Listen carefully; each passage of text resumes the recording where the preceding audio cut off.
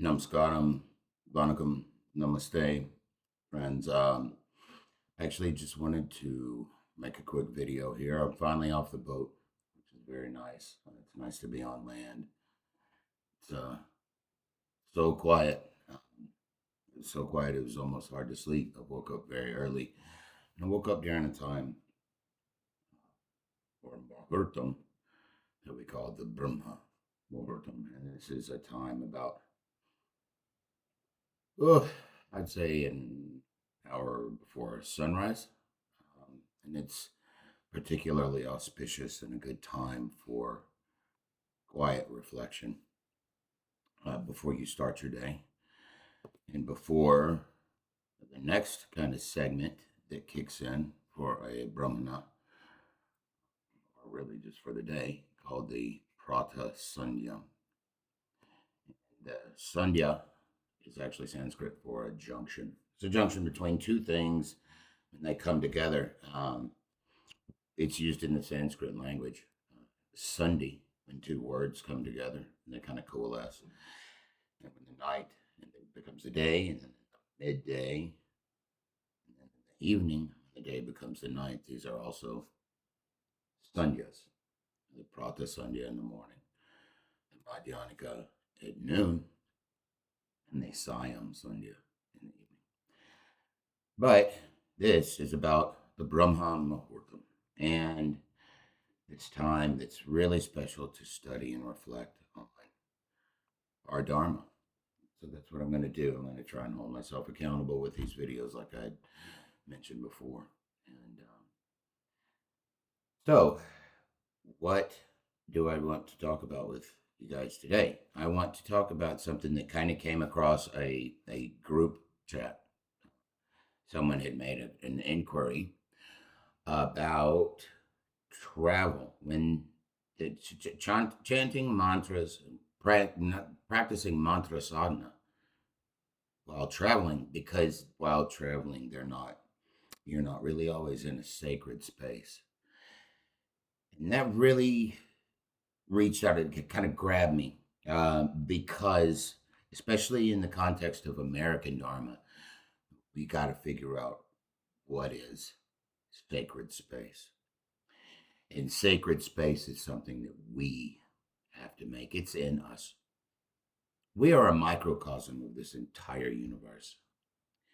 Just like we have energy centers within us and localities within us, nerve plexus and things we call chakras that are different than other parts of our body, right?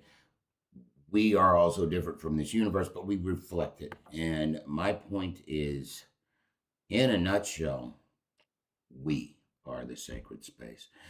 There is no excuse not to practice your mantra sadhana.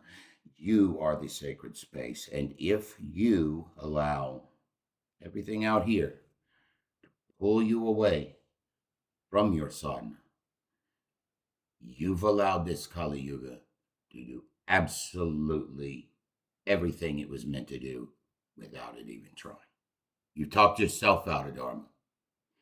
You've told yourself that since you're not in sacred space, you can't practice sacred things. So what does that leave? It leaves you acting like a heathen in the world, because this world, it's often not quite so sacred unless we find the sacred spaces within it. And they are everywhere. That's the actual answer. They're everywhere.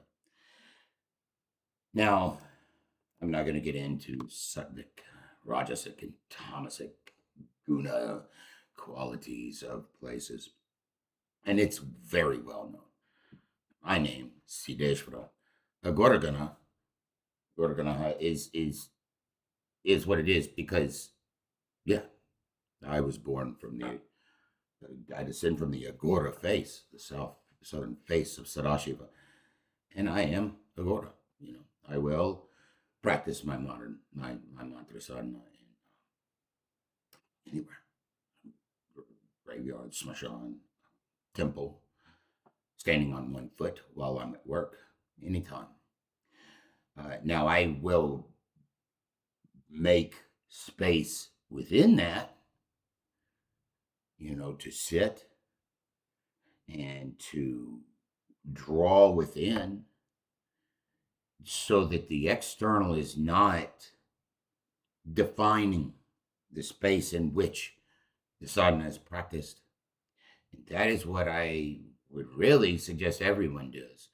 Because even our temples have been shown that when certain people come and start breaking them, they're not very sacred in those moments.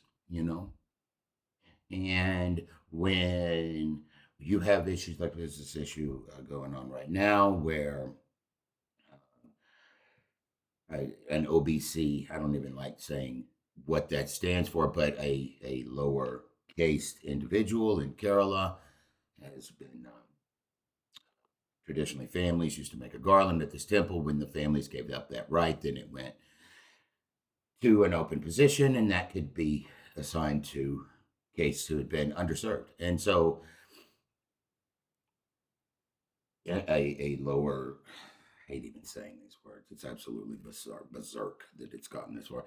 Lowercase individual wants to make garlands, and 5 out of 6 of the pujaris write a letter and they quit serving puja. Right? They turn their back on their god because of the politics. It's disgusting. Luckily, not all 6 out of 6 did, and the pujari and priest that did stay is just what a class act guy. I can't remember the name of the temple, and I don't speak Malayalam, and I would probably slaughter it if I tried. I think you could find the video on News Laundry. It's rather new. If you want to find out more about that, the young man making the garlands, absolutely, it seems like a class act individual. I wish him nothing but the best in life, and I hope he can achieve absolutely anything he wishes. Discrimination's not fun. I've faced it. Luckily, not quite so rough. But yeah, so that's really all I wanted to say was we are the sacred space. If you need to draw within yourself, you are the temple. There's nothing stopping you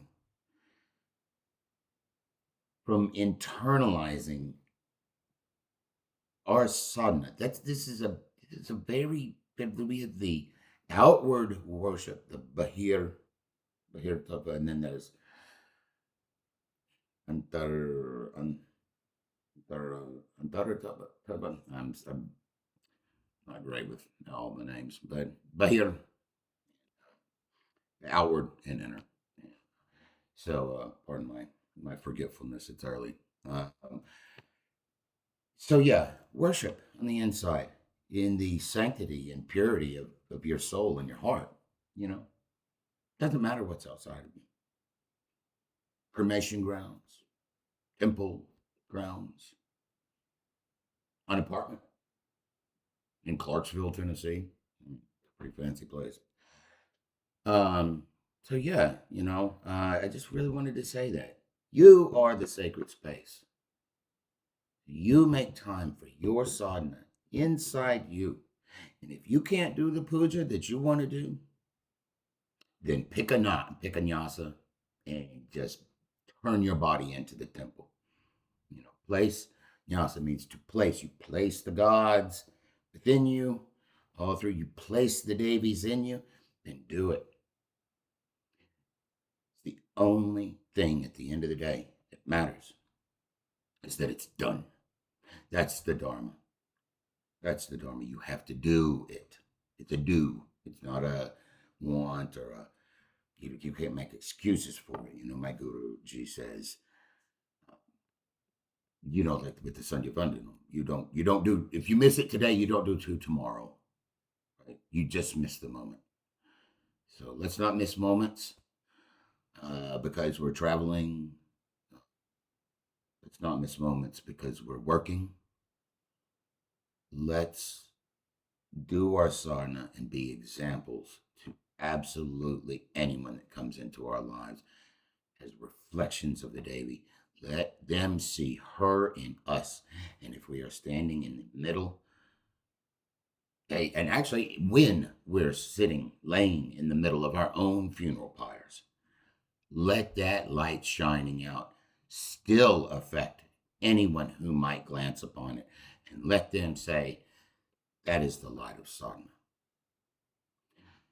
Anyway, my rant is over. I hope you all have a wonderful day. And I'm going to try and upload more. Zero bottoms.